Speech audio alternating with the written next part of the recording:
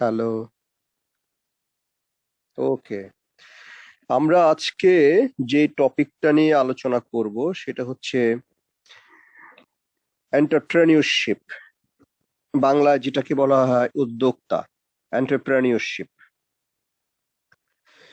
তো আমরা জানি যে তোমরা ইকোনমিক্স পড়েছো অলরেডি, যে ফ্যাক্টরস অফ প্রোডাকশন যে কি কি ফ্যাক্টর একত্র হয়ে কম্বিনেশনে একটা গুডস অথবা সার্ভিস প্রডিউস করে, সেগুলিকে বলা হয় ফ্যাক্টরস অফ প্রোডাকশন। আমরা জানি যে সেই ফ্যাক্টরস অফ প্রোডাকশন ইকোনমিস্টরা চিহ্নিত করেছেন চারটা ফ্যাক্টরস অফ প্রোডাকশন। একটা হচ্ছে land, labour, capital and last হচ্ছে enterprise. So land, labour, capital and enterprise, these are four factors of production and they combines together to produce a goods or service. এখানে সবশেষে যে এন্টারপ্রাইজটা আছে আসলে এটাই অনেক কিছুর আগে যাওয়া উচিত, এবং মানুষ যখন প্রোডাকশন প্রসেসে নিজেকে এঙ্গেজ করে তখন প্রথমে কিন্তু 4 নম্বর ফ্যাক্টরটা আসে। তো দ্যাট মিনস এন্টারপ্রাইজ, এবং সেখান থেকে আমরা এন্টারপ্রেনিউর অথবা এন্টারপ্রেনিউরশিপ এই কথাটা আমরা বলতে চাইছি, কারণ এই এন্টারপ্রাইজের সাথে মানুষ নিজে জড়িত 4 নম্বর ফ্যাক্টরটার সাথে। ল্যান্ড, তোমরা জানো ল্যান্ড বলতে এখানে শুধুমাত্র ল্যান্ডকে মিন করা হয় না, অর্থাৎ ভূমিকে মিন করা হয় না, জমিকে না। এখানে যে জমির উপরে যে ফ্যাক্টরি বিল্ডিং হবে সেই জমিকে শুধু মিন করা হয়নি। ইকোনমিক্সে ল্যান্ড বলতে আসলে যে কোনো রকম ন্যাচারাল রিসোর্সকেই মিন করা হয়, যে কোনো রকম ন্যাচারাল রিসোর্সকে মিন করা হয়। আমি রিপিট করছি, আমি জানি তোমরা এগুলো জানো। So first factor is the land, and land doesn't mean the physical land or a patch of land, এটা মিন করে না যার উপরে ফ্যাক্টরি বিল্ডিং করা যাবে, তা না।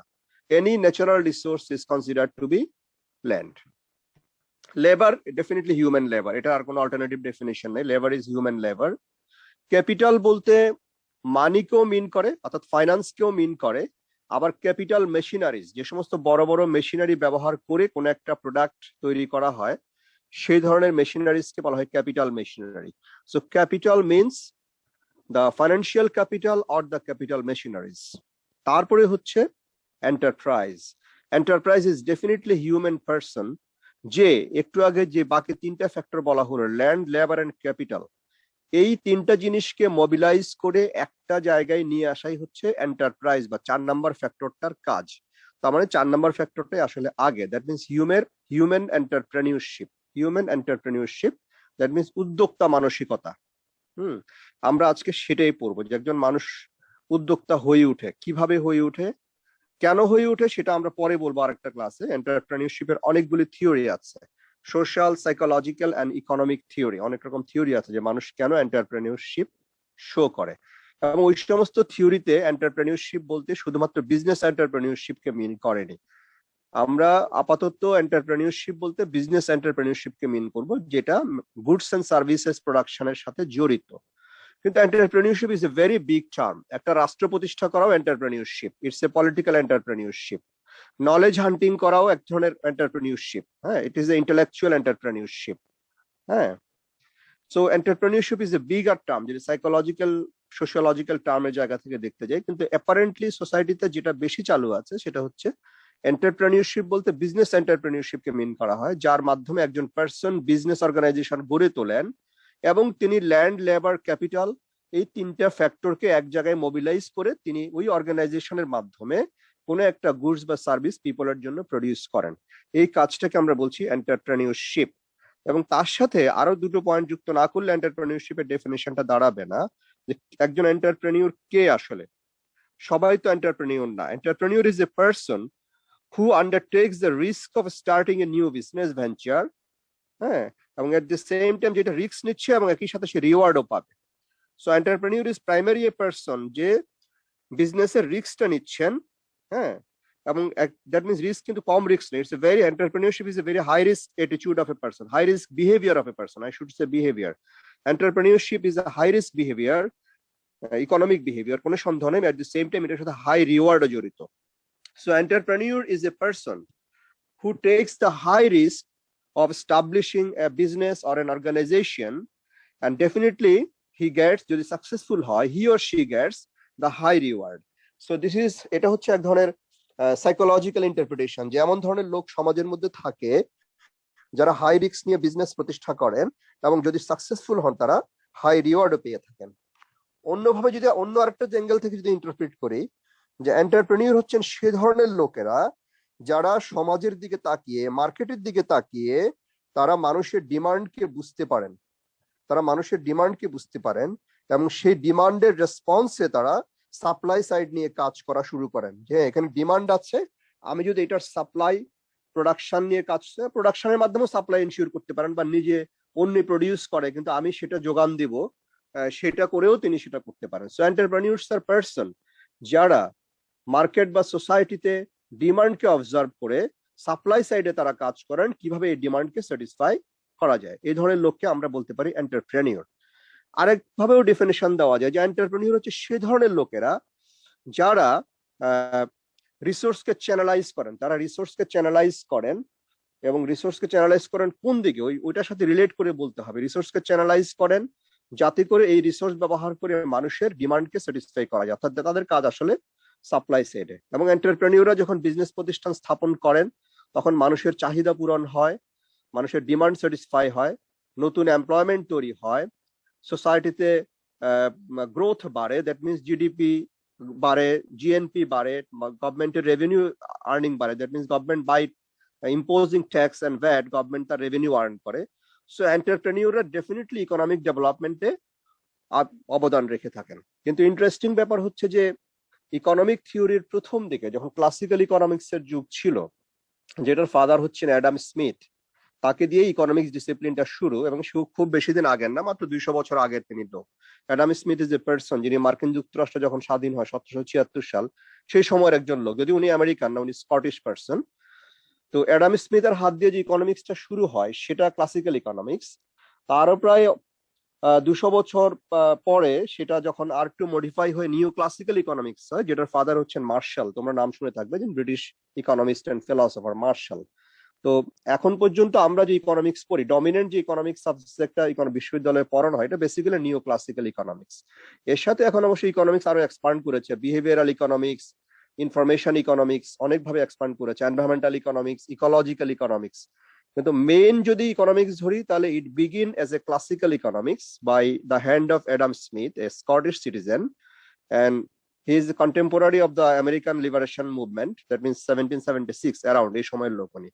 তো উনার যে ক্লাসিক্যাল থিওরি আর মার্শাল 19th সেঞ্চুরির শেষের দিকে মার্শাল যখন থিওরি দিলেন, তো সেই দুটা থিওরি, মার্শালের থিওরি হচ্ছে নিউ ক্লাসিক্যাল ইকোনমিক্স, দুটাতেই কিন্তু এন্টারপ্রেনিউরশিপের কোনো রিকগনিশন তারা দেন নাই, যদিও সমাজে মানুষ ব্যবসা বহু আদিকাল থেকে করে এসছে।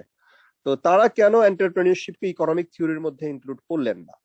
কেন 20th সেঞ্চুরিতে এসে এন্টারপ্রেনিউরশিপটা মানুষের একটা পাঠযোগ্য বিষয় বা অবজার্ভ করার বিষয় হয়ে দাঁড়ালো? তাদের ইকোনমিক্সের এই লম্বা চর্চা প্রায় 200 বছর, তারা এটা কেন করতে পারলেন না? কারণটা হচ্ছে যে তারা যে থিওরিতে বিশ্বাস করতেন সেই থিওরির মধ্যে এন্টারপ্রেনিউরশিপের কোনো জায়গা নেই। যেমন অ্যাডাম স্মিথের ক্লাসিক্যাল ইকোনমিক্স বলে যে থিওরিটার উপর ভিত্তি করা, সেটা হচ্ছে rational expectation theory. Classical economics এর থিওরিটা হচ্ছে রেশনাল এক্সপেকটেশন থিওরি। কিসের উপর থিওরিটা? মানুষের ইকোনমিক বিহেভিয়ারের উপরে থিওরিটা। ইকোনমিক বিহেভিয়ারটা হচ্ছে রেশনাল এক্সপেকটেশন বেসড। অর্থাৎ ক্লাসিক্যাল ইকোনমিক্স এর প্রপোনেন্টরা বলতে চাচ্ছেন যে মানুষ কোনো ইরেশনাল বিহেভিয়ার করার কোনো কারণ নাই। কারণ হচ্ছে মানুষ যা এক্সপেক্ট করে সেটা রেশনালি এক্সপেক্ট করে। সেই রেশনালিটিটা কোথা থেকে আসে? মানে সে as a person, as a economic actor, মানুষ অনেক ইনফরমেশন গ্যাদার করে এবং তার পুরনো অভিজ্ঞতা থাকে এই ইকোনমিক পরিস্থিতি সম্পর্কে। তার মানে ইনফরমেশন এবং পাস্ট এক্সপিরিয়েন্স দুইটাকে সমন্বয় করে সামনে কি ঘটতে পারে সেটা সে রেশনালি জাজ করে। এটাকে বলা হচ্ছে রেশনাল এক্সপেকটেশন থিওরি। এবং সেই হিসাবে একজন পার্সন, সে একজন ক্রেতা হোক, সে একজন ব্যবসায়ী হোক, সে ওইভাবে বিহেভ করবে যে আমার কাছে কি ইনফরমেশন আছে এবং আমার অতীত অভিজ্ঞতা কি, তাহলে সামনে আমি কি এক্সপেক্ট করছি, তার এই এক্সপেকটেশনকে বলা হচ্ছে রেশনাল এক্সপেকটেশন। কেন? He is enough informed and he has enough experience about the past. এই দুইটার উপর ভিত্তি করে সে সামনে প্রজেক্ট করেছে, এক্সট্রাপোলেট করেছে যে সামনে কি ঘটতে পারে, যে এই তার এক্সপেকটেশনের মধ্যে এটা কাজ করে। এটাকে বলা হচ্ছে রেশনাল এক্সপেকটেশন থিওরি।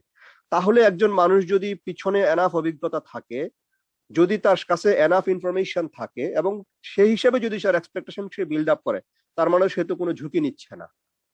তার মানে ক্লাসিক্যাল ইকোনমিক্সে কোনো ইকোনমিক অ্যাক্টর কোনো ঝুঁকি নিচ্ছে এটা স্বীকৃতি দেওয়া হয় না। কিন্তু আমরা জানি যে এন্টারপ্রেনিয়রশিপ একটা ঝুঁকিপূর্ণ কাজ। আমরা একটু আগে বলেছি the entrepreneur is such a person who takes the high risk of establishing a business, at the same time যদি সাকসেসফুল হয় he enjoys the high reward.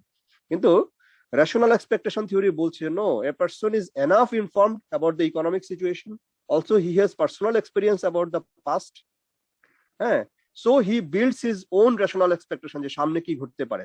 এই বিহেভিয়ার তো ঝুঁকিপূর্ণ বিহেভিয়ার না। হ্যাঁ, এখন তার অ্যাসেসমেন্ট কোনো কারণে ভুল হতে পারে, তার এক্সপেকটেশন এর মাধ্যমে সে যে একদম পারফেক্ট প্রেডিকশন করতে পারবে তা না।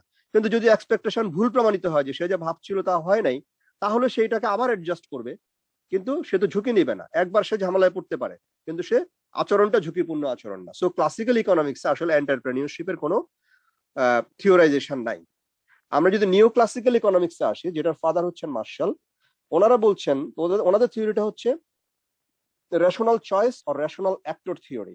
আগেরটা বললাম রেশনাল এক্সপেকটেশন থিওরি, এখন আমরা নিউ ক্লাসিক্যাল ইকোনমিক্সে আসছি, সেটা হচ্ছে রেশনাল অ্যাক্টর থিওরি অথবা rational choice theory. Rational choice থিওরির প্রবক্তারা বলছেন যে মানুষ যখন কোনো বিহেভ করে তখন তার নিজের যে গ্রেটিফিকেশন বা ইউটিলিটি এটাকে ম্যাক্সিমাইজ করার চেষ্টা করে, এবং এটাই তার রেশনাল তার বিহেভিয়ারের ক্ষেত্রে। এবং এটা শুধু ইকোনমিক্সে না, এটা পলিটিক্যাল সায়েন্সে, ডিপ্লোমেসিতে, সাইকোলজিতে বহু জায়গায় এটা কাজ করে। একজন সাইকোলজিস্ট, একজন কাউন্সিলর যদি বুঝতে চান যে তার পেশেন্ট এই বিহেভটা কেন করছে, তিনি চিন্তা করবেন যে এর কোনো না কোনো একটা গ্রেটিফিকেশন বা ইউটিলিটি আছে। যত অ্যাবনর্মাল বিহেভি হোক না কেন, সে কেন গাঁজা খায়, ওর কাছে একটা ইউটিলিটি আছে, ও রেশনালাইজ করে। হ্যাঁ, সো রেশনাল অ্যাক্টর হিসেবে তার একটা ইউটিলিটি আছে। সুতরাং একজন সাইকিয়াট্রিস্ট বা সাইকোথেরাপিস্ট কোনোদিন বলবে না যে তার পেশেন্টের বিহেভিয়ার ইরেশনাল, সে রেশনালটা বুঝার চেষ্টা করবে। সিমিলারলি ডিপ্লোমেসিতে আমার অ্যাক্রস দ্য টেবিল যে লোকটা বসবে, আমি ধরে নেব যে এই লোকটা যা বলছে সেটা আমার পক্ষে কম্প্রোমাইজের জায়গায় আসা যতই ইরেশনাল হোক না কেন, ও কি বলছে ওর একটা রেশনাল আছে, because he is a rational actor. সে তার ইউটিলিটির জায়গা থেকে, ম্যাক্সিমাম ইউটিলিটির জায়গা থেকে, একটা ইউটিলিটারিয়ান বিহেভিয়ার থেকে সেই আচরণ, সে আমার কাছে এই সমস্ত প্রপোজাল দিচ্ছে। সো যে কোনো ফিল্ডে, এটা ডিপ্লোমেসি হোক, এটা নেগোসিয়েশন হোক, এটা সাইকোলজি হোক, ইভেন পলিটিক্যাল বিহেভিয়ার, পিপল যে ভোট দেয় সে কাকে ভোট দেয়, যার মাধ্যমে যে ক্ষমতায় আসলে তার ম্যাক্সিমাম ইউটিলিটি এনশিওর হবে, যিনি ভোট দিচ্ছেন সেই অ্যাক্টরের। তো এটা বেসিক্যালি ইকোনমিক থিওরি, বাট এটা অনেক ডিসিপ্লিনে এটা প্রভাব আছে।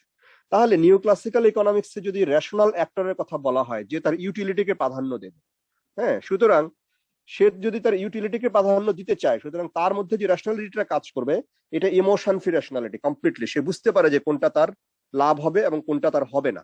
হ্যাঁ, it is very much utilitarian, it is very much rational. হ্যাঁ, সুতরাং এইখানে ঝুঁকির কোনো জায়গা নাই। ইউটিলিটির বিষয়ে মানুষ গ্রেটিফিকেশনের বিষয়ে কোনো ঝুঁকি নেবে না। হ্যাঁ, সো নিউ ক্লাসিক্যাল থিওরি যেটা হচ্ছে রেশনাল অ্যাক্টর থিওরি অথবা রেশনাল চয়েস থিওরি, সেখানেও কিন্তু এন্টারপ্রেনিয়রশিপ বিহেভিয়ারটাকে আসলে ইকোনমিক বিহেভিয়ার, আমরা জানি যে ইকোনমিক্স মানুষের ইকোনমিক বিহেভিয়ার নিয়ে আলোচনা করে। হ্যাঁ, এটা মানুষকে নিয়ে আলোচনা। সো সেখানেও কিন্তু এটার সুযোগ পাওয়া গেল না, এটাকে জাস্টিফাই করার সুযোগ পাওয়া গেল না। তো যেটা 20th সেঞ্চুরিতে এসে দেখা গেল যে মানুষ আসলে ঝুঁকিপূর্ণ আচরণ করে, এবং এটা নিউ ক্লাসিক্যাল থিওরির লিমিটেশন থেকে এটা ব্যাখ্যা করা যায়। নিউ ক্লাসিক্যাল থিওরি যে বলছে যে মানুষ তার ইউটিলিটি ম্যাক্সিমাইজ করার জন্য কোনো একটা কিছু কেনে, মানুষ যখন কোনো একটা কিছু কিনে তখন তার ইউটিলিটি ম্যাক্সিমাইজেশন দেখে সে কিনে, এবং সেখান থেকে কিন্তু একটা মজার জিনিস বেরিয়ে আসে। ক্লাসিক্যাল ইকোনমিক্সে একটা জিনিসের ভ্যালু এবং প্রাইস সেম। ক্লাসিক্যাল ইকোনমিক্স অর্থাৎ স্মিথ যে ইকোনমিক্স এর কথা বলেছেন, অ্যাডাম স্মিথ, ভ্যালু এবং প্রাইস সেম। কেন সেম? কারণ ওখানে মানুষের ইউটিলিটির কথা বলা হয় না, ইউটিলিটি কনসেপ্টটাই সেখানে আসে নাই।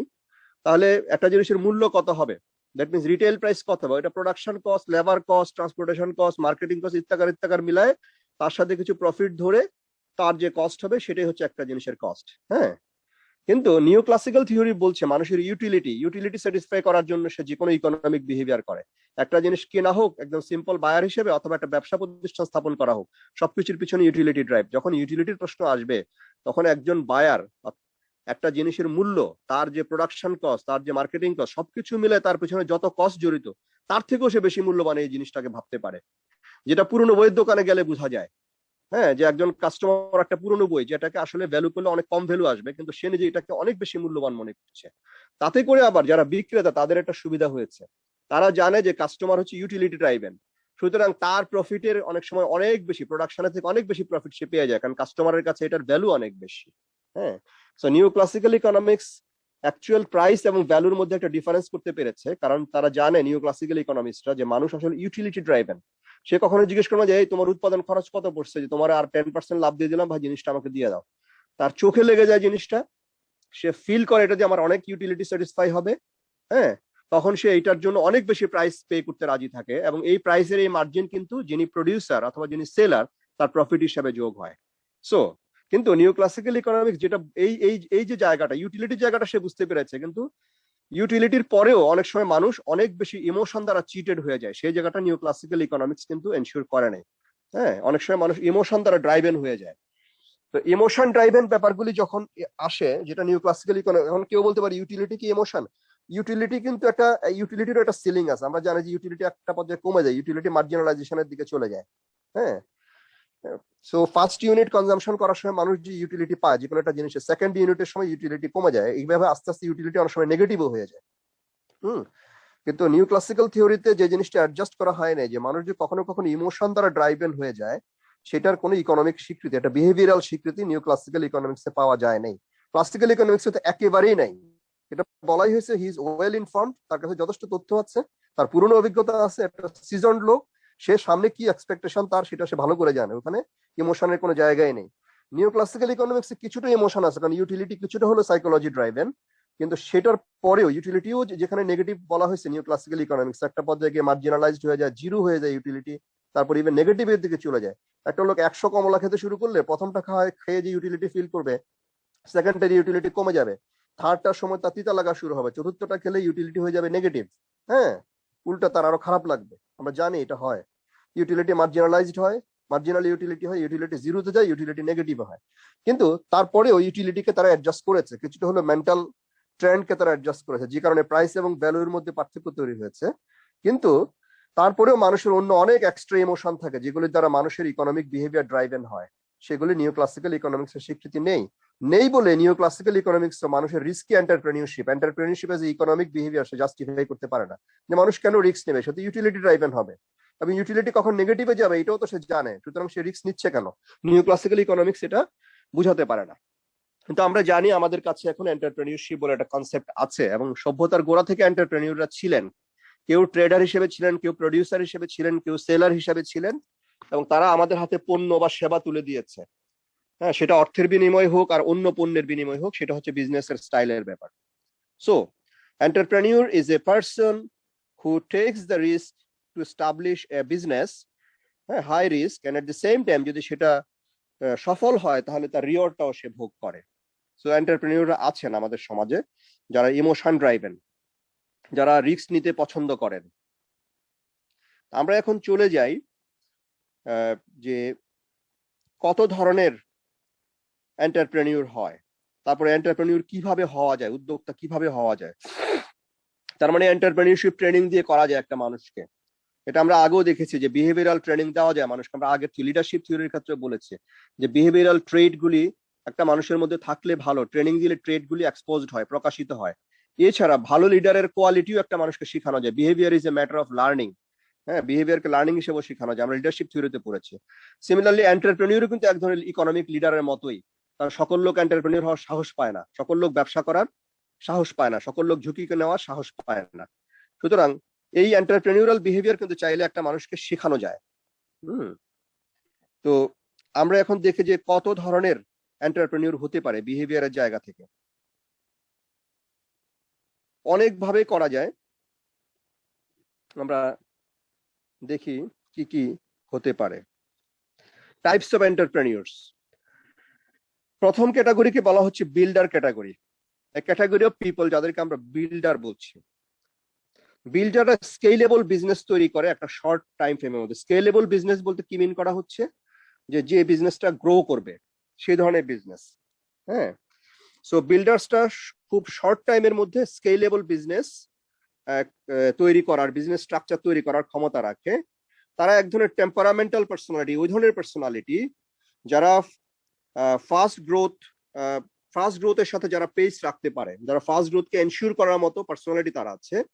এটা করতে গেলে, ফাস্ট গ্রোথ করতে গেলে কি করতে হবে? তাকে গুড ট্যালেন্ট হায়ার করতে হবে, বেস্ট ইনভেস্টরকে খুঁজে বের করতে হবে। সে নিজেও ইনভেস্টর হতে পারে, অথবা সে ইনভেস্টর সিক করতে পারে, অথবা সে লোন সিক করতে পারে। সেগুলো আমরা একটু পরে আলোচনা করছি। তার মানে বিল্ডার হচ্ছে ওই ধরনের এন্টারপ্রেনিয়ররা যারা সংক্ষিপ্ত সময়ের মধ্যে, শর্ট টাইম ফ্রেমের মধ্যে স্কেলেবল বিজনেস স্টাবলিশ করতে পারে। অর্থাৎ স্কেলেবল বিজনেস মানে হচ্ছে যে বিজনেসটা দ্রুত গ্রো করবে।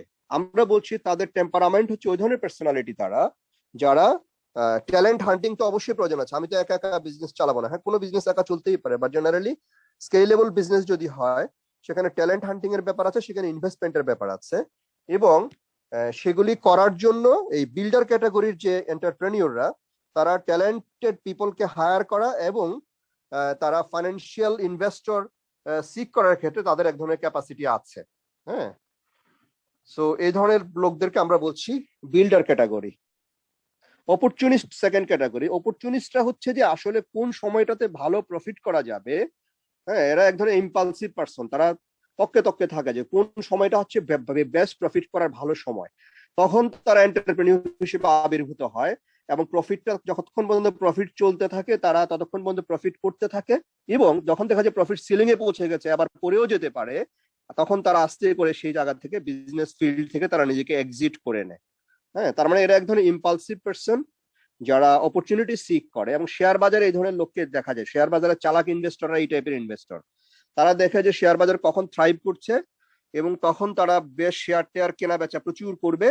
এবং যদি দেখে যে শেয়ার বাজার এমন জায়গায় গেছে এখন এই বাবলটা বাস্ট হয়ে যেতে পারে, বাজার পড়ে যেতে পারে, দ্রুত নিজের শেয়ার বিক্রি করে তারা সেখান থেকে বেরিয়ে আসে। সো এই ধরনের অপরচুনিস্ট এন্টারপ্রেনিউর, আমরা এন্টারপ্রেনিউর মানে যে তার একটা দোকান থাকতে হবে, বড় ফ্যাক্টরি থাকতে হবে তা না। শেয়ার বাজারে যিনি ইনভেস্ট করেন তিনিও কিন্তু এক ধরনের এন্টারপ্রেনিউর। তো শেয়ার বাজারে এন্টারপ্রেনিউরদেরকে আমরা অ্যানালাইসিস করতে পারি যে তারা হচ্ছে অপরচুনিস্ট ক্যাটাগরির অধিকাংশই। হ্যাঁ, অধিকাংশ বলা ঠিক হবে না, শেয়ার বাজার অনেকে নিঃস্ব হয়ে যায়, সমস্ত ক্যাপিটাল হারায় ফেলে, যারা ডিউ টাইমে সেখান থেকে এক্সিট নিতে পারে না। Because share business is a very risky business. কিন্তু এই রিস্কি বিজনেসও যে হাই প্রফিট আছে সেটা ভেবে এবং নির্দিষ্ট টাইম চুজ করে কিছু লোক সেই শেয়ার বাজারে ঢুকে, যে এইটা হচ্ছে এন্ট্রি টাইম, এখন প্রফিট করে নাও, এইটা হচ্ছে এক্সিট টাইম, তাড়াতাড়ি বের হয়ে পড়ো, নাহলে নিজের ক্যাপিটাল সহ সব চলে যাবে। সো এই ধরনের এন্টারপ্রেনিউরদেরকে আমরা বলছি অপরচুনিস্ট ক্যাটাগরি। তারপর হচ্ছে ইনোভেটর ক্যাটাগরি, আর একটা ক্যাটাগরি আছে। ইনোভেটর ক্যাটাগরিরা হচ্ছে এরকম যে ইনোভেটররা চিন্তা করে যে আমি কত টাকা প্রফিট করতে পারবো সেটা বড় কথা না, আমার অর্গানাইজেশন ভবিষ্যতে কত বড় হবে সেটাও বড় কথা না। নিশ্চয়ই তারা চিন্তাও করেন যে অর্গানাইজেশনকে একসময় বড় করতে হবে। তারা চিন্তা করে আমি যে ইনোভেশনটা নিয়ে আসছি, আমি যে বিজনেস আইডিয়াটা নিয়ে আসছি, এইটা কতটা ইনোভেটিভ, এটা কতটা সোসাইটির উপর ইম্প্যাক্ট করবে। তো এই যে তো ইনোভেটর আমরা অনেককে নামে জানি, খুব বিখ্যাত সমস্ত লোক আছেন। পুরনোদের মধ্যে আলভা এডিসনের কথা আমরা বলতে পারি।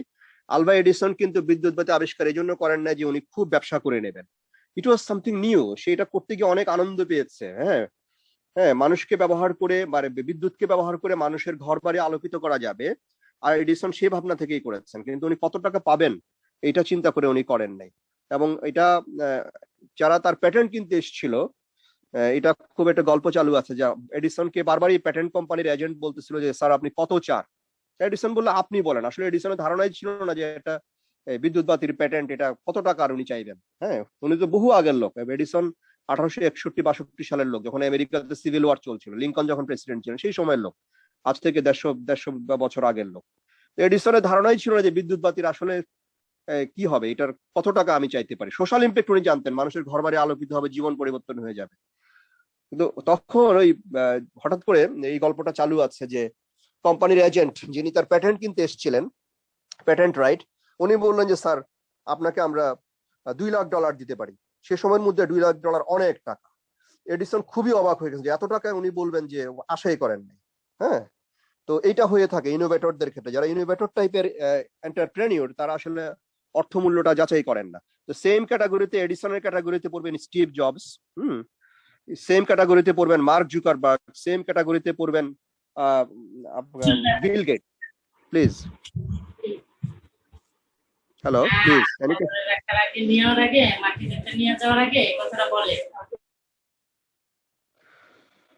হ্যালো।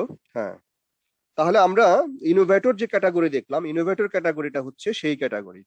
যারা অর্থের ব্যাপারটা ভাবেন না, কিন্তু তার যে ইনোভেশনটা, তার যে আইডিয়াটা, এটার সোসাইটিতে কতখানি ইম্প্যাক্ট করবে সেটা উনি বেশি ভাবেন। এটা মানুষের জীবনকে কতখানি, দে আর সেন্ট লাইক পিপল অ্যাকচুয়ালি, তাদেরকে বলতে হবে। যদিও এখন তাদের হাতে অনেক টাকা আছে, কিন্তু তাদেরকে traditional capitalist, traditional profit oriented মানে এন্টারপ্রেনিউর তাদেরকে বলা যাবে না। যেটা একটু আগে অপরচুনিস্টদেরকে বলা হলো, যে অপরচুনিস্টরা কিন্তু প্রফিট ওরিয়েন্টেড, মানি ওরিয়েন্টেড, প্রচন্ড ভাবে সুযোগ খোঁজে, যে কখন প্রফিটটা বেশি করে নেওয়া যাবে আর কখন মার্কেট থেকে বেরোয় যেতে হবে। বাট ইনোভেটরসরা সোশ্যাল ট্রান্সফরমেশন ঘটান এবং ঘটিয়েছে। আমরা জানি যে ব্যক্তিগুলির কথা বললাম, এডিসন, স্টিভ জবস, জাকারবার্গ, হ্যাঁ, এরা সবাই কিন্তু, বিল গেটস, এরা কিন্তু প্রচন্ড ভাবে সারা পৃথিবীকে ট্রান্সফর্ম করে দিয়েছে, মানুষের যোগাযোগ প্রযুক্তিকে ট্রান্সফর্ম করেছেন। So they are the innovator category of entrepreneurs. তারপর হচ্ছে স্পেশালিস্ট ক্যাটাগরি। স্পেশালিস্ট ক্যাটাগরিটা অনেকটা ক্লাসিক্যাল বা নিউ ক্লাসিক্যাল থিওরিতে, বিশেষ করে ক্লাসিক্যাল থিওরিতে যাদেরকে বলা হয়েছে যে রেশনাল এক্সপেকটেশন, যে এই ধরনের বিহেভিয়ারের কথা বলা হয়েছে, যে অনেক ইনফরমেশন এবং তাদের পুরনো অভিজ্ঞতা, এটার ভিত্তিতে তারা জানে যে সামনে পসিবলি কি ঘটতে পারে। স্পেশালিস্টরা অনেকটা সেই ক্যাটাগরির। হ্যাঁ, যে স্পেশালিস্ট ইনোভেটররা প্রচুর মার্কেট রিসার্চ করবে, প্রচুর তথ্য সংগ্রহ করবে, সেই হিসাবে সে খুবই ঠান্ডা মাথায় একটা বিশেষজ্ঞের মতো করে, not that impulsive, say risk নেবে, কিন্তু রিস্কটা সে অনেক ক্যালকুলেটিভ ওয়েতে নেবে, মডেলিং করে, হিসাব করে সে দেখবে যে এই ব্যবসাটা চলতে পারে কিনা। তো তার কাছে অনেক মার্কেট ইনফরমেশন থাকবে, অনেক বেশি, যে তার যে পসিবল যে গুডস বা সার্ভিস যেটা নিয়ে সে এন্টারপ্রাইজ স্থাপন করতে চাচ্ছে, এটা সম্পর্কে অনেক বেশি ওয়েল ভার্সড এবং ওয়েল ইনফর্ম থাকবে সে। হ্যাঁ, সেটা সেই ধরনের লোককে আমরা বলছি স্পেশালিস্ট ক্যাটাগরি। হ্যাঁ, তো তাদের ক্ষেত্রে তারাও ঝুঁকি নিচ্ছেন, ইনোভেটর মানে এন্টারপ্রেনিউর মানেই ঝুঁকি নিচ্ছেন, কিন্তু তারা অনেক বেশি তথ্য অবলম্বন করে, অনেক বেশি ইনফরমেশনকে আশ্রয় করে তারা এন্টারপ্রেনিউর হিসেবে কাজ করছেন। ওকে, আজানের পরে আমরা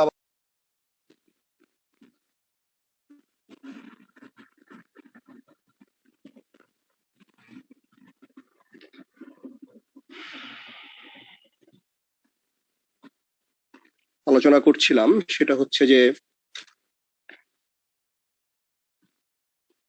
শোনা যাচ্ছে তো? হ্যালো, ওকে। তো যে টপিকটা আমরা আলোচনা করছিলাম, 4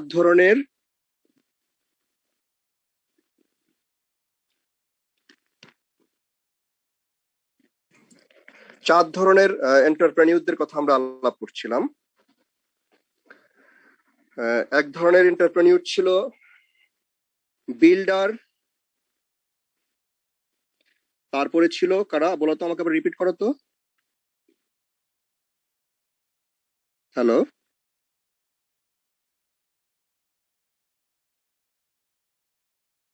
না, বিল্ডার্স, অপরচুনিস্টস,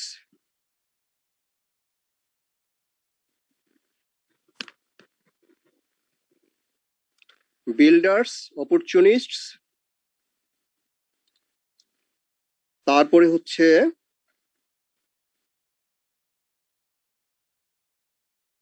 কি ব্যাপার, তোমরা কি নোট করছো না?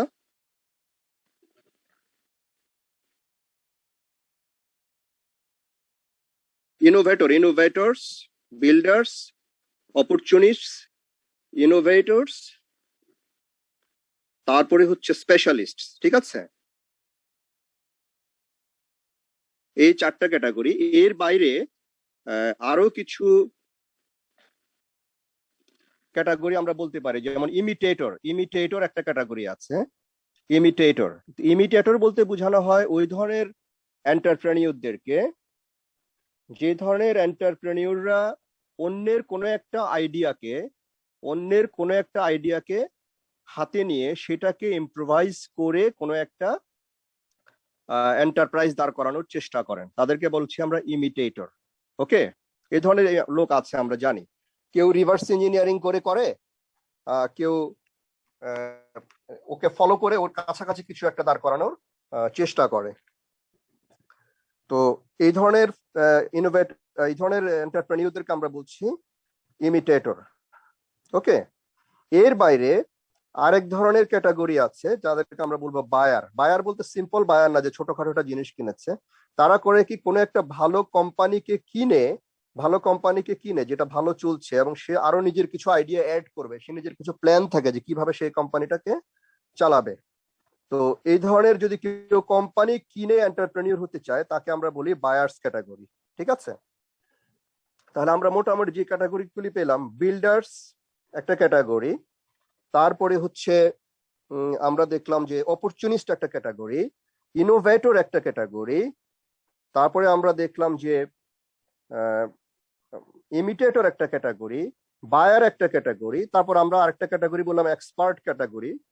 হ্যাঁ, যেটা যারা অনেক বেশি তথ্য নিয়ে, হ্যাঁ, স্পেশালিস্ট ক্যাটাগরি, তারা অনেক বেশি তথ্য নিয়ে অনেক বেশি হিসাব করে অনেক বেশি মডেলিং করে তারা এন্টারপ্রেনিউরশিপে নামবেন। হ্যাঁ, তাদেরকে আমরা বলছি স্পেশালিস্ট ক্যাটাগরি। তার এই কটা হচ্ছে সাইকোলজিক্যাল দিক থেকে এন্টারপ্রেনিউরদের ক্যাটাগরি। সাইকোলজিক্যাল দিক থেকে এন্টারপ্রেনিউরদের ক্যাটাগরিটা হচ্ছে এইটা।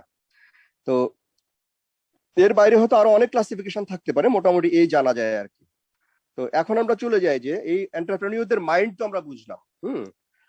কত ধরনের এন্টারপ্রেনিউরশিপ হতে পারে, অর্থাৎ অর্গানাইজেশন হিসেবে কত ধরনের এন্টারপ্রেনিউরশিপ হতে পারে। একটা হচ্ছে small business entrepreneurship. Small business entrepreneurship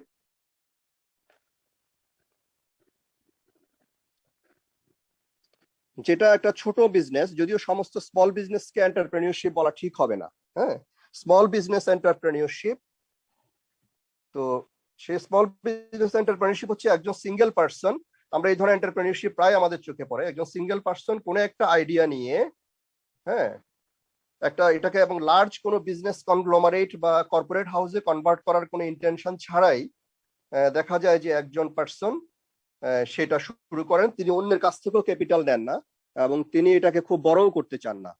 হ্যাঁ, এই ধরনের বিজনেসকে আমরা বলি স্মল বিজনেস এন্টারপ্রেনিউরশিপ। তাহলে রেগুলার স্মল বিজনেসের এটা বড় চেইনও তিনি করতে চান না। তো রেগুলার একটা স্মল বিজনেস সবসময় যে এন্টারপ্রাইজ হবে তা না, যে কোনো বিজনেস শুরুতে অবশ্যই এটা এন্টারপ্রাইজ থাকেই, কিন্তু আমরা এন্টারপ্রেনিউরশিপ সেটাকেই বলছি যেখানে একটা নতুন আইডিয়া আছে, যে আইডিয়াটা একটা রিস্কের মাধ্যমে সে এস্টাবলিশ করেছে তার থেকে ম্যাক্সিমাম রিওয়ার্ড পাওয়ার জন্য, সেটাকে আমরা বলছি স্মল বিজনেস এন্টারপ্রেনিউরশিপ। তারপর স্কেলেবল স্টার্টআপ। স্কেলেবল স্টার্টআপ বলতে যেটা বোঝা যায়, স্কেলেবল বললে বোঝা যায় যে চাইলে এই বিজনেসটাকে বড় করা যাবে, তো এটাকে আমরা বলছি স্কেলেবল। স্টার্টআপ বলতে বোঝায় যে কোনো নতুন বিজনেসকে যেটা অত্যন্ত ছোট পরিসরে শুরু হয়েছে। তো সিলিকন ভ্যালিতে যে সমস্ত কোম্পানিগুলি আছে, সিলিকন ভ্যালির কোম্পানিগুলি আমরা জানি যে এগুলি স্টার্টআপ বিজনেস এবং সেগুলি স্কেলেবল এবং সেখান থেকে অনেক বড় বড় কোম্পানি হয়েছে। হ্যাঁ, এই কোম্পানিগুলির জন্য ইনভেস্টর প্রয়োজন হয়, লার্জ অ্যামাউন্ট অফ ক্যাপিটাল দরকার হয় যদি এগুলিকে বড় করতে হয়, এবং তারা অনেক বড় বিশাল মার্কেট স্পেসে তারা পৌঁছে যায়। ওকে, তো এই ধরনের স্কেলেবল স্টার্টআপ যেগুলি আমরা পরবর্তীতে যখন ফাইন্যান্সিং এর কথা আলোচনা করব, এটা আমরা যখন আমরা লেজিটিমেসি নিয়ে আলোচনা করেছি, সেই লেজিটিমেসি আলোচনা করতে গিয়েও আমরা দেখেছি যে একটা লেজিটিমেসি, লায়াবিলিটি অফ নিউনেস, আমরা একটা কথা আলোচনা করেছিলাম যে একটা জিনিস যখন নতুন, সেই নতুনত্বের একটা দায় থাকে। তো যেগুলি স্টার্টআপ বিজনেস, সিলিকন ভ্যালি বা পৃথিবীর বিভিন্ন, সিলিকন ভ্যালি বিখ্যাত জায়গা বলে তার নাম বলছি, তো সেই স্টার্টআপ গুলি কিন্তু আসলে ফাইন্যান্স পেতে খুব কষ্ট হয়, যে কারণে তারা ব্যাংকের কাছে গেলে ওই লেজিটিমেসি ক্রাইসিস, তাদের প্র্যাগমেটিক লেজিটিমেসি ক্রাইসিস থাকে, যে আপনি কতখানি কি ব্যবসা করতে পারবেন না পারবেন আমরা তো জানি না। সো সেই লেজিটিমেসি ক্রাইসিসের জায়গা থেকে সে অনেক সময় ক্যাপিটাল পায় না, টাকা পায় না, ফাইন্যান্স পায় না, তখন তাকে ভেঞ্চার ক্যাপিটালিস্টদের কাছে যেতে হয়। হ্যাঁ, যারা ঝুঁকি নিয়ে টাকা বিনিয়োগ করে এবং এর বিনিময়ে তারা অনেক সময় কোম্পানির শেয়ার চায়, শেয়ারটাকে আমরা বলছি ইকুইটি, টেকনিক্যাল ল্যাঙ্গুয়েজে কোম্পানির ইকুইটি যারা চায়। সো স্কেলেবল স্টার্টআপ হচ্ছে সেকেন্ড ক্যাটাগরি অফ এন্টারপ্রাইজ, যারা স্টার্টআপ হচ্ছে অনেক ছোট হিসাবে, কিন্তু সেখানে পর্যাপ্ত বিনিয়োগ হলে আইডিয়াটা এত ভালো থাকে যে সেখান থেকে বড় বিজনেস গ্রো করা, মার্কেট গ্রো করার একটা বড় সম্ভাবনা থাকে, সেটাকে আমরা বলছি স্কেলেবল স্টার্টআপ। তারপরে হচ্ছে লার্জ কোম্পানি, যে অলরেডি লার্জ কোম্পানি, তাকে আমি এন্টারপ্রেনিউরশিপের ক্যাটাগরিতে কিভাবে ফেলতেছি। স্কেলেবল স্টার্টআপকে বুঝলাম, বোঝা যায় সেটা স্টার্টআপ, এটা একটা এন্টারপ্রাইজ, শুরু হয়েছে মাত্র। হ্যাঁ, আবার যে স্মল বিজনেস সেটাও ঠিক আছে, সেটাও এন্টারপ্রাইজ, কিন্তু আমি কিভাবে বলছি যে লার্জ কোম্পানিও আমার ক্ষেত্রে এন্টারপ্রাইজ, এটা হচ্ছে যে লার্জ কোম্পানির ভিতরে অনেক ইন্টারনাল এন্টারপ্রেনিউরশিপ কাজ করে। লার্জ কোম্পানি দেখা যায় 3টা 4টা 5টা মেজর প্রোডাক্ট নিয়ে তারা বাজারে আসে। হ্যাঁ, তো যেটা হয়, তো সেই ক্ষেত্রে তারা অনেক সময় ভিতরে তাদের কোম্পানির ভিতরে কোম্পানির যারা মূল পরিচালক তাদের দিক থেকে অনেক সময় এন্টারপ্রেনিউরশিপ কাজ করে, ইন্টারনাল এন্টারপ্রেনিউরশিপ, যে নতুন কোনো প্রোডাক্ট নিয়ে কাজ করা যায় কিনা।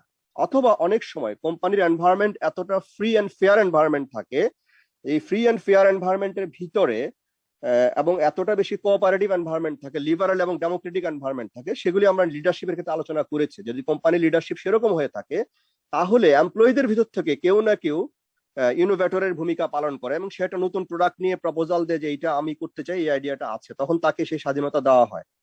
তো সেখান থেকে লার্জ কোম্পানির ভিতরে, লার্জ কোম্পানির যারা মেইন পরিচালক তাদের ভিতর থেকে এন্টারপ্রেনিউরশিপ আসতে পারে নতুন প্রোডাক্টকে কেন্দ্র করে। ইভেন তারা একটা নতুন ধরনের বিজনেসও ওপেন করতে পারে, যে আগে আমরা ইলেকট্রনিক্স এর বিজনেস করতাম, এখন আমরা ফার্মাসিউটিক্যালের বিজনেস করব।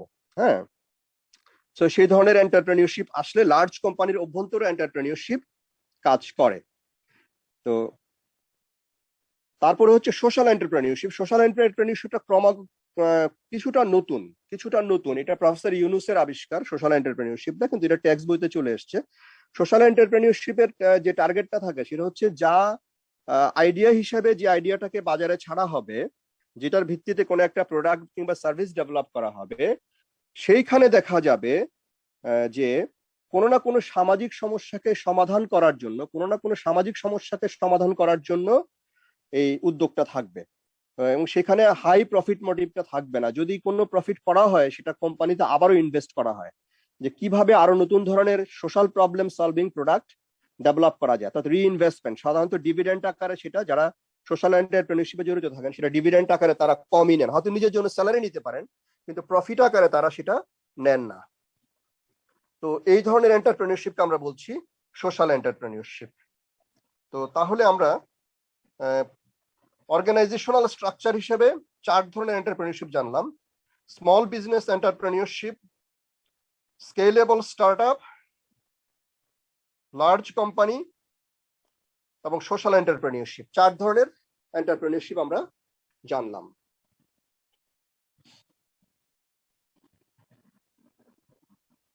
তো আমরা যদি আবার একটু পিছন দিকে ফিরে যাই, আমরা যে অপরচুনিস্ট ক্যাটাগরির এন্টারপ্রেনিউর যাদেরকে বলছি, আমরা এরকম একটা সিচুয়েশনে আমরা দেখবো যে আমাদের এখনকার যে এপিডেমিক সিচুয়েশন বা প্যান্ডেমিক সিচুয়েশন চলছে, এই সময় কিন্তু অনেক অপরচুনিস্ট ক্যাটাগরি এন্টারপ্রেনিউর দেখা দিয়েছে। তারা দেখা যাচ্ছে প্রচুর মাস্ক তৈরি করছে, হ্যান্ড স্যানিটাইজার তৈরি করছে, তাদের কিন্তু অন্য কোনো বিজনেস নাই, এবং তারা দেখবা যে এখন বিজনেস থেকে আস্তে আস্তে সরেও যাচ্ছে। যখন সিচুয়েশনটা ডাই আউট হয়ে যাচ্ছে, তারা আস্তে আস্তে বিজনেস থেকে সরে যাচ্ছে। তো এই একটা নির্দিষ্ট সময় চুজ করা, যে সময় প্রফিট করা যাবে সে সময় এন্টারপ্রেনিউর হিসেবে নামা, এবং নির্দিষ্ট সময় যখন দেখা যাচ্ছে যে বিজনেসটা সিলিং এ পৌঁছে গেছে, প্রফিট সিলিং এ পৌঁছে গেছে, এরপরে সেখান থেকে আর কিছু পাওয়া যাবে না, এইটা হচ্ছে অপরচুনিস্ট ক্যাটাগরির এন্টারপ্রেনিউররা। এবং এখনকার সিচুয়েশনে প্রচুর অপরচুনিস্ট ক্যাটাগরির এন্টারপ্রেনিউর এসছে। তাহলে আমরা দুই ভাবে দেখলাম, এটা হচ্ছে psychological classification of the opportunist, entrepreneurs. আরেকটা হচ্ছে অর্গানাইজেশনাল স্ট্রাকচার হিসেবে কয় ধরনের এন্টারপ্রেনিউরশিপ হতে পারে। তো এখন যদি আমরা এটার কিছু ব্যাড সাইড যদি আমরা দেখি, যে আসলে এন্টারপ্রেনিউরশিপ কি ভালো, যে কোনো লোক শুনলেই বলবে যে এন্টারপ্রেনিউরশিপ ভালো।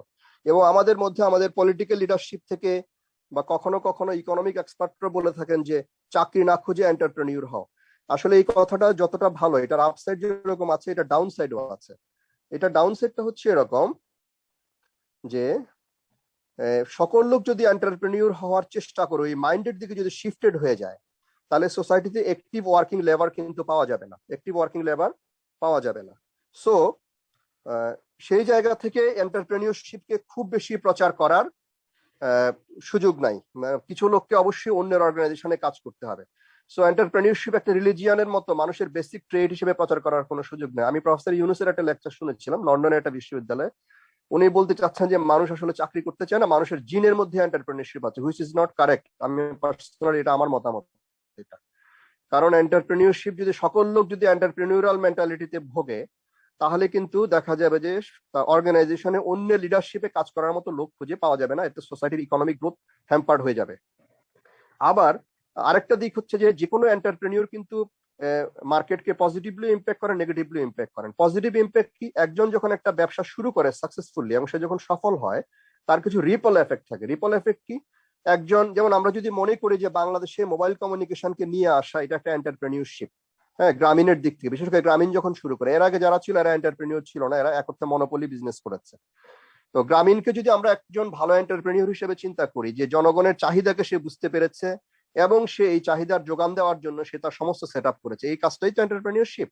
তো এখন দেখা যাবে যে এই এটার সাইড বিজনেস হিসেবে আমরা যখন দেখছি গ্রামীণ তার ব্যবসা অনেক বেশি ভালো করছে, তার সাইড বিজনেস হিসাবে ডেভেলপ করেছে মোবাইল ফোনের ইম্পোর্টাররা, যারা হ্যান্ডসেট ইম্পোর্ট করেছে, তার সাইড বিজনেস হিসেবে ডেভেলপ করেছে। যখন স্মার্টফোন এসছে তখন বিভিন্ন রকম অ্যাপ্লিকেশন, বিভিন্ন রকম গেমস এর জন্য, তারপরে এগুলি রিপেয়ার করার জন্য, হ্যাঁ, বিভিন্ন ছোট ছোট গ্যাজেট, যে একটা মোবাইলের কাভার, স্ক্রিন। সো একটা এন্টারপ্রেনিউরশিপ যখন সমাজে সাকসেসফুল হয় সেটা একটা রিপল এফেক্ট তৈরি করে, সেখানে আরো অনেকগুলি ব্যবসা দাঁড়িয়ে যায়। এট দ্য সেম টাইম এন্টারপ্রেনিউরশিপের একটা ভালো দিক হচ্ছে, কোনো একটা আইডিয়া নিয়ে কেউ যখন এন্টারপ্রেনিউরশিপে সাকসেসফুল হয়ে যায় তখন কিন্তু এটা মার্কেটে ডিসরাপশন ঘটায়। অলরেডি যারা সার্ভিস দিচ্ছিলেন তারা যদি নিজেদেরকে অ্যাডজাস্ট না করে, জনগণের পক্ষে যদি অ্যাডজাস্ট না করে, তাহলে কিন্তু এই এন্টারপ্রেনিউরশিপটা, যারা পুরনো কোম্পানি তারা কিন্তু ডাই আউট হয়ে যাবে, যেটাকে আমরা ইকোনমিক্সের ল্যাঙ্গুয়েজে আগে বলেছি, সেটাকে বলা হচ্ছে কম্পিটিটিভ অ্যাডভান্টেজে থাকা। তাহলে একজন এন্টারপ্রেনিউর যদি ইনোভেশন, যে আমরা থিওরি পড়েছিলাম, ইনোভেশনের জায়গা থেকে যদি চিন্তা করি, যে কোনো এন্টারপ্রেনিউর আমরা যে ক্যাটাগরিতে তাকে ফেলি না কেন, যদি ইনোভেটর বলতে আমরা একটা স্পেশাল ক্যাটাগরিকে ফেলছি আমরা এন্টারপ্রেনিউরদের ক্লাসিফিকেশনে, কিন্তু যেটা বুঝতে হবে সেটা হচ্ছে যে যে কোনো এন্টারপ্রেনিউরশিপ মার্কেটের মধ্যে একটা শক তৈরি করে, একটা ডিসরাপশন তৈরি করে। তাতে করে প্যারালাল কোম্পানিগুলি যদি নিজেকে অ্যাডজাস্ট না করে সে কিন্তু ডাই আউট হয়ে যাবে। আমরা দেখেছি মোবাইল টেলিকমিউনিকেশন আসার ফলে আমাদের ট্র্যাডিশনাল যে বিটিটিভির যে টেলিফোন ছিল সেটা পুরোপুরি ডাই আউট হয়ে গেছে।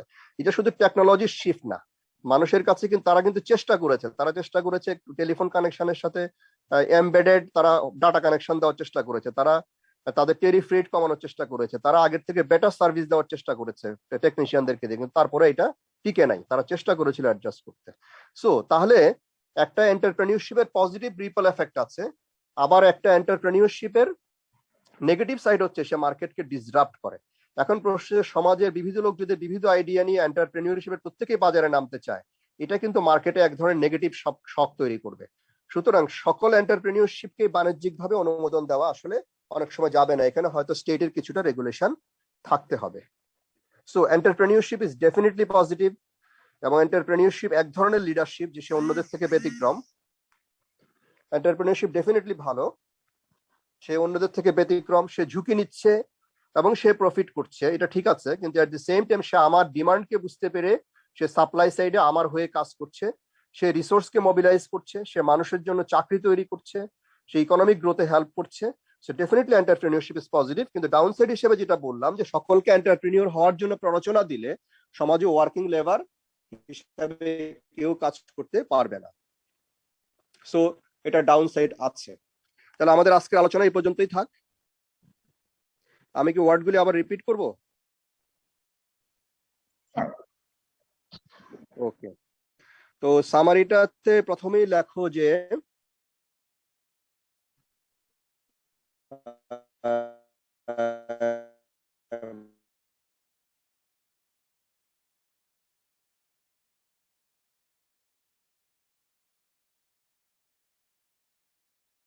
ক্লাসিক্যাল ইকোনমিক্স,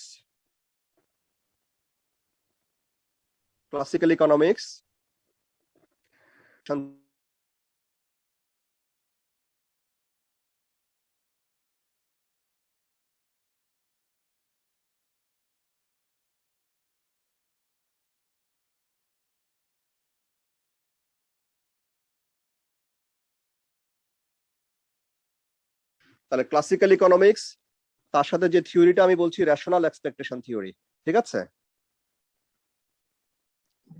তারপরে হচ্ছে new classical economics, rational actor theory অথবা রেশনাল অ্যাকশন থিওরি।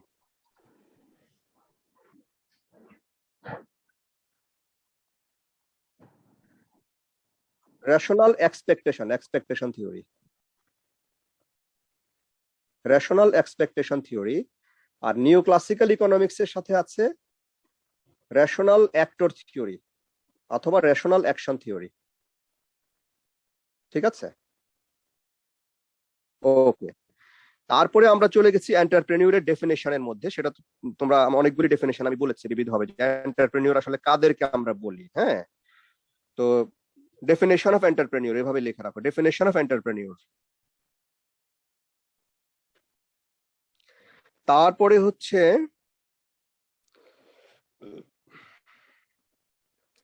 আমরা types of entrepreneur. Number 1 type, কত ধরনের এন্টারপ্রেনিউর পারসন হয় আর কি। বিল্ডার, বিল্ডার, তারপরে হচ্ছে অপরচুনিস্ট, তারপরে হচ্ছে ইনোভেটর, ইনোভেটর, তারপরে হচ্ছে ইমিটেটর, ইমিটেটর, তারপরে হচ্ছে বায়ার,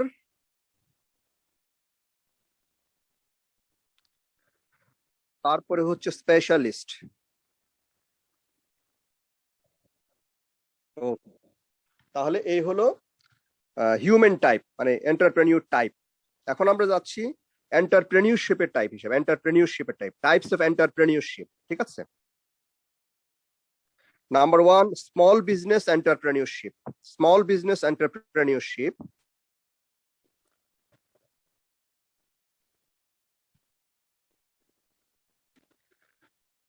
তারপর স্কেলেবল স্টার্টআপ,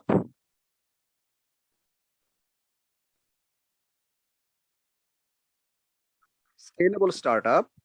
তারপরে হচ্ছে লার্জ কোম্পানি,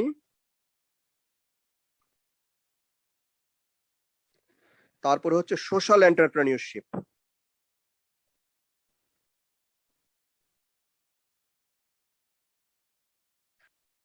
তারপরে হচ্ছে pros and cons of entrepreneurship. আমরা আলোচনা করেছি এন্টারপ্রেনিউরশিপের ভালো দিকগুলিকে। Market effect of entrepreneurship, market effect entrepreneurship মার্কেটকে কিভাবে এফেক্ট করে, অন্য কোম্পানিকেও এফেক্ট করে, কিভাবে করে আমরা দেখেছি। ডিসরাপটিভ ওয়েতে ইন্টারপ্রিট করে, এফেক্ট করে, রিপল ওয়েতে এফেক্ট করে। ঠিক আছে, তাহলে মার্কেট এফেক্ট অফ এন্টারপ্রেনিউরশিপ অথবা নিউ এন্টারপ্রেনিউরশিপ। ওকে, তারপরে necessity to regulate entrepreneurship, entrepreneurship regulate করা কেন প্রয়োজন।